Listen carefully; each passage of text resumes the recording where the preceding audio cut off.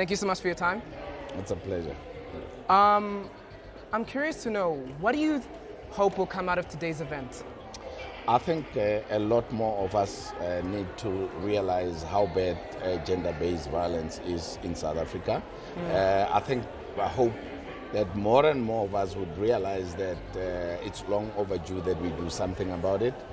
Officially, and even if you go on tourism website and earnings, we have the title of the worst gender-based violence capital of the world. And we cannot, tourism is one of the sectors that we're looking forward to grow, which then creates employment in our country. And how are we going to grow tourism when we are well known as being the gender-based violence capital of the world? And all female travelers are warned not to come to South Africa because of what we are. But besides, what the cost to our economy in people not coming to work, being in hospital, drainage on health, it's just huge. It's a scourge that we need to get on top of as South Africans if we want to move forward. I couldn't agree with you more. Now, I remember during your speech, you said something that personally, it actually resonated with me. You spoke about how a lot of the families within our country are female-led.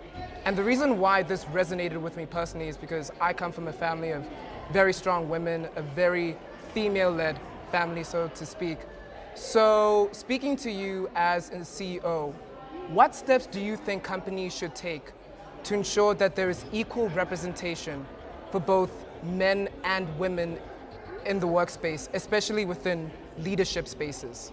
I think it's got to be deliberate, but we need to make targets and commitments so that we mustn't just be quiet about our targets. We need to make them public so that if we're really serious about it, so that we can be held accountable, not only within the organization, but outside the organization. And we need to deliberately make sure that we move women into the leadership. I mean, maybe subconsciously, but we've deliberately kept women out of leadership. So to change it, you need to have a deliberate move as well.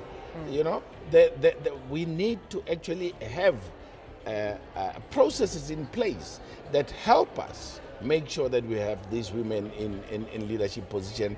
And guess what? Whether you believe it or not, but as organizations, you're going to end up benefiting from the quality of what happens in an organization, the innovation, the decision making, everything. So it's not just to be nice.